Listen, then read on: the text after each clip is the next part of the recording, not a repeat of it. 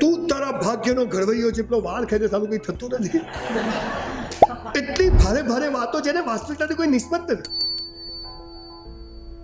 મારે હમણાં પોલીસવાળાની ટ્રેનિંગ હતી, પોલીસવાળા જો લેક્ચર મેં બધા પોલીસવાળાને કીધું, મેં તો જો ભાઈ તમારે બધા નવા ફ્રેશ રિવોલ્વર લગાવીને બેઠેલા, મેં તો તમારે છે ને જે ચોરીઓ કરે, લૂંટ કરે, રેપ કરે, જેટલા ગુનાહિત કૃત્યો કરે ને એ બધાને પગે લાગવાનું. મને કે કેમ? મેં તમારી રોજી છે, આપણે હોસ્પિટલ જે કામ નહીં કરતા, અમે તો કરીએ, અમારી પેઢી પર જઈએ તો. મને કે કેમ? મેં તો કોઈ ચોરી ના કરે, પોલીસનું કામ ખરું, પોલીસનું કામ નહીં તો કોર્ટોનું કામ ખરું, કોર્ટોનું નહીં તો વકીલોનું કામ ખરું, વકીલો જજો, આખી સિસ્ટમ જ તૂટી જાય. ચોરો આખી સિસ્ટમ ચલાવે. આ દુનિયામાં દરેકનો રોલ છે, પણ આ વાત કોઈ સમજાવતું નથી. અને પહેલો નંબર લાવો, ટોપ પર જાઓ, જીવન આમ છે ને ટેકડું છે, કે સાલું છે શું? 8મા 10મા ધોરણથી મા બાપ ચાલુ કર્યો, તારું 12મું છે, તારું 12મું એટલો વાળ ખેંચે છે શું? અરે મેં એવા મા બાપ જોયા છે, હે બેટા 90% હો, એના ને એની વાઈફના ભેગા કરો તો 80 ના થાય. એના છોકરાને ટકાની વધારી ફેરવતો. એટલે બધા ડોક્ટર બનશે, કમ્પાઉન્ડર કોણ બનશે?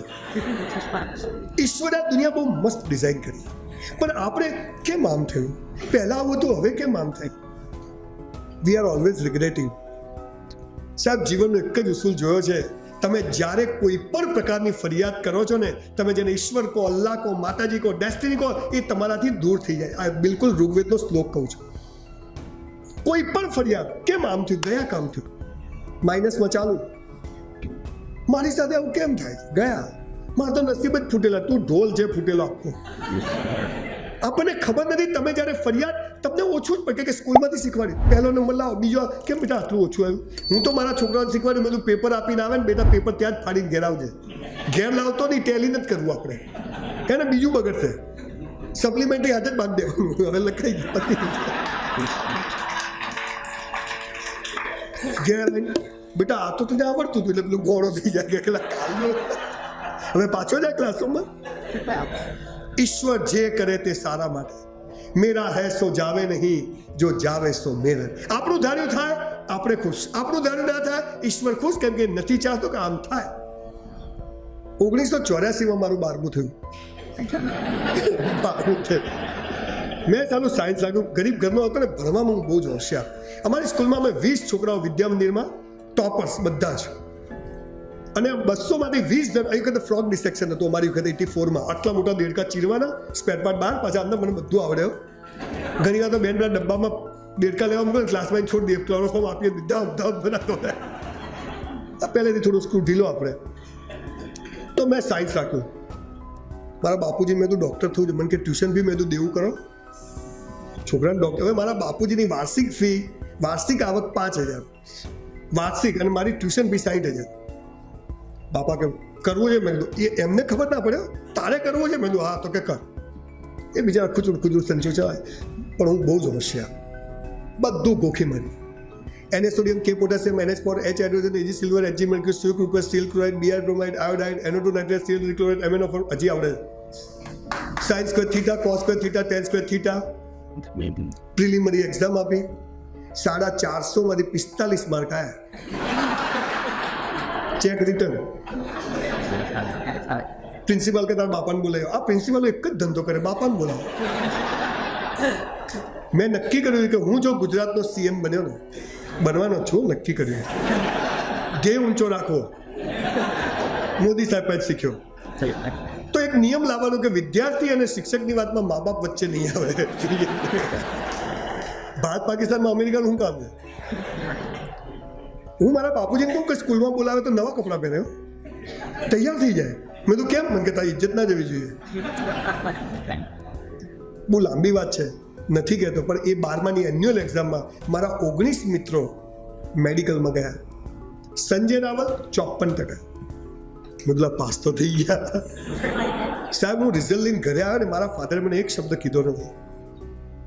એક તો રિઝલ્ટ જ મા બાપ લેવાય નતા, આપણે જાતે ઘેર જવું પડે સાયકલ લઈને. શું દિલા. હવે જુઓ મહત્વની વાત, જેના માટે હું સેમિનાર કરું છું. તમે ઈશ્વરનો ચમત્કાર જુઓ, ડેસ્ટિની જુઓ. દિવેલ પીધેલા રહેશો ને યાર. Life is so beautiful. 1984માં એ 54% ના આવ્યા હોત તો આજે 1290 સેમિનાર થયા ના હોત સાહેબ. ઈશ્વર નતો ચાહતો કે આ નોટ ડોક્ટર બને, આને હાલ સ્પીકર બનાવવાને અને જાન ત્યાં બકવાસ કરવા મોકલવાની. આ ડેસ્ટિની. મારે તો થવું હતું. મારું ધાર્યું થાય તો હું ખુશ, મારું ધાર્યું ના થાય તો તું ખુશ. એ 12માં ટકા ના આવ્યા, બીએસસી કર્યું. બીએસસીના પૈસા નતા, હોટલમાં વેઇટરની નોકરી કરી. ડાયમંડના બિઝનેસમાં ગયો, બહુ મોટો લોસ કર્યો. 93માં એટલો મોટો લોસ કે 10 વાર સુસાઇડ કરવો પડે. એક વારમાં પતે નહીં, એટલે મરી જવાનું જીવવાનું. ઊભો રહ્યો. આપને સાહેબ બહુ ગૌરવ થશે, છેલ્લા 3 વર્ષમાં 500થી વધુ લોકોને મેં સુસાઇડ કરતા બચાવ્યા છે, આત્મહત્યા કરતા બચાવ્યા. મારી જોડે આખો ટ્રેક રાખ્યો. મારું વિટામિન સી પિક્ચરનું શૂટિંગ ચાલતું હતું અહીંયા કાંકરિયા પાસે. તો 2 છોકરા 12માં રિઝલ્ટ દોડ્યા કાંકરિયા. હું સમજી ગયો હાલ મરવા જાય. મેં પકડ્યા. એટલે મેં તો ક્યાં જાય? અંકલ મરી જવું છે. મેં તો કેમ? ટકા ના આવ્યા ને હવે પપ્પા મમ્મી મારશે. એટલે મેં તો ટકા ના એટલે મરી જવાનું. મને કે હા. મેં તો મરી જશે ને તો બધું ફરીથી બનવું પડશે. ઘરે જતા રહ્યા કે મરી જાઓ, ફરતી જન્મ લેવો પડે, ફરતી ખટારા જેવું પહેલું બીજું 12મા સુધી ભરવું પડે. હાલત પતાવ 1 વર્ષમાં પતી જશે. ડર કે આગે જીત હોતા હૈ. આપણા પ્લાન કરતા ઈશ્વરના પ્લાન મોટા હોય. એક વાયર ઉપર 5000 કબૂતર બેઠા હોય. કોઈ દિવસ પેપરમાં આવે ને 2000 કબૂતર પડી ગયા. તો ભગવાન તમને મને પડવા દેશે? રોજ શું ભિખારી છે, હમણાં મજા નથી. તું ભિખારી મરી જાય ને પાર આવે સુધરા જીવે જ. તમે જેવું રિગ્રેટ કરો છો એવા જ એ ડેસ્ટિની તમારો હાથ છોડી દે. અને તમે જ્યારે એક્સેપ્ટ કરો જે થાય, મહેનત કરી, સખત મહેનત કરી, ડૉક્ટર બન્યા ખુશ, ના બન્યા ખુશ, થઈ પ્રેક્ટિસ ચાલી તો બી ખુશ, ના ચાલી, મને હું જે કરું છું આઈ એમ સો હેપી. આ ફીલ તમારામાં આવી જાય ને, તમારો ચહેરો ગુમાય હસતો આવે. આ આપણને ખબર લોકોને ઓછું જ પડે, કંઈ બી હોય ઓછું જ પડે. એ સાહેબ કન્સ્ટ્રક્શનના ધંધા, ડાયમંડમાં નુકસાન કર્યું, કન્સ્ટ્રક્શનમાં ગયો. કન્સ્ટ્રક્શનમાં બી 2 ધંધામાં બહુ મોટું નુકસાન થયું, પણ એ 94-6 સુધી મહેનત કરી. પણ પછી જે ચાલ્યું આજે નોન સ્ટોપ ચાલે છે. છેલ્લા 4 વર્ષથી બધું છોડીને માત્ર આ કામ કરું છું. બોલો જે થાય છે સારું થાય છે કે નહીં? This is life. આપણને ખબર નહીં. આપણે મ્યુચ્યુઅલ ફંડ 20 વર્ષ પછી, LIC 30 વર્ષ, આજે હું આજ ભરાશે ક્યાંથી 50,000? હે ભરો ભવિષ્યમાં. અરે છોકરો કરશે એનું. મારી વાઈફને બધું ખાવા પીવો મજા કરો. મને કે કેમ? બધું આપણા પાપાએ આપણને ક્યાં લીધું, આપણે આપણા છોકરાને આપીએ. They have there on thoughts. અરે સાહેબ જીવી લો, ચિંતા કરશો નહીં. મોત સાલું કાલ આવતું હોય ને તો આજ આવે, પણ જીવવું તો વટથી જીવવું, મસ્ત જીવવું, ટોપ જીવવું, હસતા જીવવું. જ્યારે દિવેલ પીધેલા જાય, દિવેલ લગ્નમાં જાય, મરણમાં એક જ જેવો ચહેરો હોય. આ અહીંયા આ તો આમાં તો તોય ચહેરા હસતા છે. તમે પેલી હોસ્ટેલોમાં ત્યાં જ ગયા છો, લોકો ડોનેશન આપે, બધા ફોટા જોયા છે? બધા જોયા? ભૂત હોય ને, ભૂત એવા ફોટા હોય. તમારા ક્યાંય લગાવો તો ધ્યાન રાખજો, હસતો લગાવજો. આપણો ફોટો ઊંઘમાં હસતો આવે. એનું કારણ કન્ડિશનિંગ. મારી મા અભણ છે, 80 વર્ષના છે. હમણાં એમનું ની રિપ્લેસમેન્ટ સાહેબ કરાવ્યું. પંડિત સાહેબ અને અમીન સાહેબે કર્યું. HCGમાં ગઢવી સાહેબ બધા મને અમદાવાદમાં આવ્યો છે, પણ શૈલજ સાહેબ બધા ડૉક્ટરો હારા મળ્યા છે. પૈસા નથી લેતા બોલો. એટલે પેલા તો લીધા, આ તો સાહેબની વાત કરું. પણ એમને ખાસું ડિસ્કાઉન્ટ કરી આપ્યું, 30-35% જેવું. મને કે બ્રાહ્મણ છો, છોડ્યા. મેં સાહેબ નક્કી કર્યું, આ સ્કૂલ કોલેજોમાં જે પહેલો બીજો ત્રીજો નંબર આવે છે ને, તો તમે લોકો છો. હે ને? હેપી, સેલ્યુટ છે. તમે જે લોકો 500,000 લો ને, હું ડૉક્ટર પણ 5,000 ઓછા લઉં જ નહીં, ભલે પેશન્ટ આવે કે ના આવે. મગજનું દહીંથી આવડી ચોપડી કેમ નહીં વંચાય? હે? એટલે મેં તો આપણે જે પણ what is about rest of the 90% students જે ભણવામાં હોશિયાર નથી, તો એનું શું? એટલે મેં એવું નક્કી કર્યું, દુનિયા ફર્યો છું. પાછો હમણાં 1-1.5 મહિનો અમેરિકા, કેનેડા 6-7 પ્રોગ્રામ ત્યાં રખડવા જઈશ. લોકો બહુ સેવા કરે છે. મને કે બાપજી, મને એક ભાઈ કે દોરા લેતા તો થોડા બાંધવા. મેં કેમ? મને કે $1,000 આપશે. અમે કહેશું મારા જ હારા છે કે. અને કે તમારે રૂમમાંથી બહાર આવવાનું, ચૂપચાપ બાંધે. હું કહું એટલે બાંધીને બહાર. કે મૌન છે સંજયભાઈ. દવા ને દુવા બે ચાલે. મેં એવું નક્કી કર્યું, કેવી સ્કૂલ તો આનો રસ્તો શું? હસતામાં આ એજ્યુકેશન સિસ્ટમ તો નહીં ચાલે. મેં નક્કી કર્યું કેવી સ્કૂલ? સાહેબ, અત્યારે હું ગુજરાતના તમામ જિલ્લાઓમાં એક સ્કૂલ ખોલવા જઈ રહ્યો છું અને ગુજરાતની અને મારી દરેક સ્કૂલ 15 એકર જગ્યામાં હશે મિનિમમ. અત્યારે 4 સ્કૂલનું કામ મેં શરૂ કર્યું છે, મહેસાણા, અમદાવાદ, સુરત, અંકલેશ્વર અને રાજકોટ. અને પછી બધી સ્કૂલો બન્યા પછી ગુજરાતની સૌથી મોટી યુનિવર્સિટી બગોદરા પાસે 700 એકર જમીનમાં. કેટલી એક જગ્યામાં? 700 એકર લેન્ડ. પૈસા નથી પણ બ્રાહ્મણ ભીખ માગીને લઈએ, સમાજ માટે જોઈએ ને. આપણે ક્યાં છોકરા કુવા, આપણે તો મર્સિડીઝ હપ્તા બપ્તા છે નહીં, બધું જલસા છે.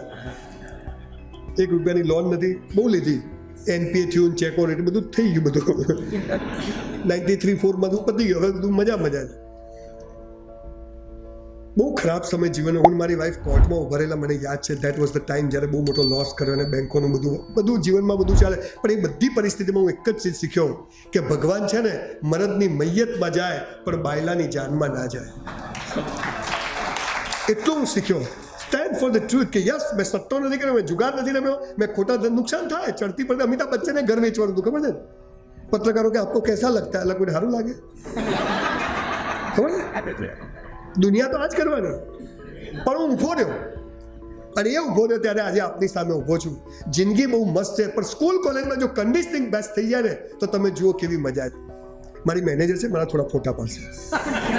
બસ આગળ હમણાં તો પેલા લાફા મારવાનું વધી ગયું છે ને બધું. તો મેં કેવી સ્કૂલનું વિચાર્યું છે કે આ બધા હસતા થઈ જાય, દિવેલ પીધેલા. તમે જુઓ સાહેબ, તમે તો લકી છો.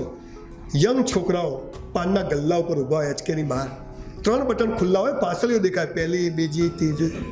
આટલે પેન્ટ પહેર્યો અહીંયા. લો વેસ્ટ, સારા વેસ્ટ જ ક્યાં છે?